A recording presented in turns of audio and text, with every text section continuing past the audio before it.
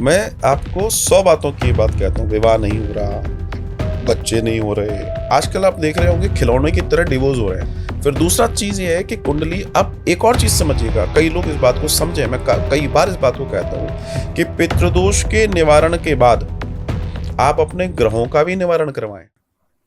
अगर आप उनका सही सदुपयोग करेंगे तो आपको प्रभाव मिलेगा, कोई नहीं रोक सकता।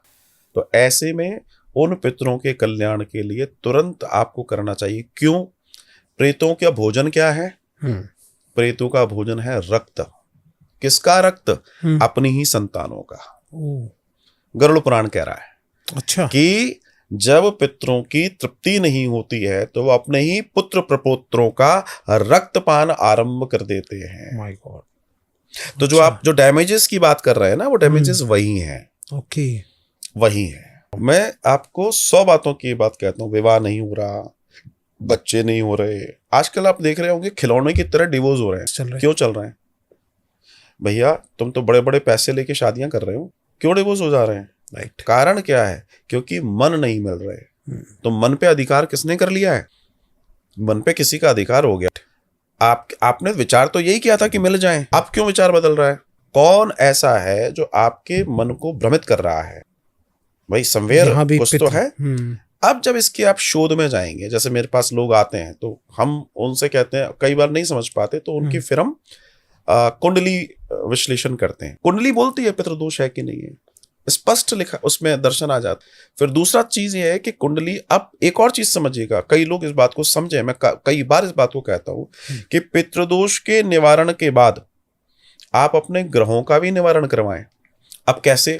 मान लीजिए भूकंप आया, दीवार में क्रैक पड़ गया, भूकंप चला गया, अच्छी बात है, भूकंप चला गया, सुख की बात है। बिल्कुल। क्रैक को भी तो जोड़ना पड़ेगा, नहीं तो दीवार तो कमजोर हो गई है। तो जो पितृदोष आया है वो आया किस तरफ से है, उसका प्रभाव कहां से आया? उसका प्रभाव आया प्लैनेटिकल। तो हमारे ग्रहों पर वो विपरीत ग्रहों के साथ उसने दोस्ती करी, ग्रहों का प्रभाव हम पे पड़ा। तो जब भी आप ये कार्य कराएं, उसके बाद विस्तार से चेक कराएं अपनी कुंडली को, डैमेजेस कहाँ कहाँ पर हैं। अब उनका भी हम शांति पाठ आदि इत्यादि करा दें, रत्न पहनना है, जाप कराना है, ताकि आप फिर दौड़ ऐसी लगाओ कि कभी आपको थकना, कम से कम 3 पीढ़ियों तक कहीं पीछे देखने की जरूरत नहीं पड़ेगी, कम से कम।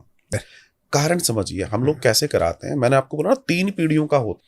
तो अभी आप हैं, जैसे सपोज एक व्यक्ति है जिसके पिताजी नहीं है, तो इसका मतलब दादाजी नहीं है और या वो नहीं है, तो वो अपने पिता का भी करेगा, उनके पिता का और उनके पिता का, ऐसे होता है। तो आज जो व्यक्ति कर रहा है, जाहिर सी बात है इतने जल्दी तो किसी को खत्म होना नहीं है, तो जनरेशन चलेगी ना। मेरे हिसाब से 20 25 30 साल कुछ नहीं होना, लेकिन समय से श्राद्ध करो, समय से तर्पण आदि का वो करो, और चीजों को इतनी शुचिता शुद्धता से करो अपने आचरण के साथ, जो हमारा सनातन का दर्शन है।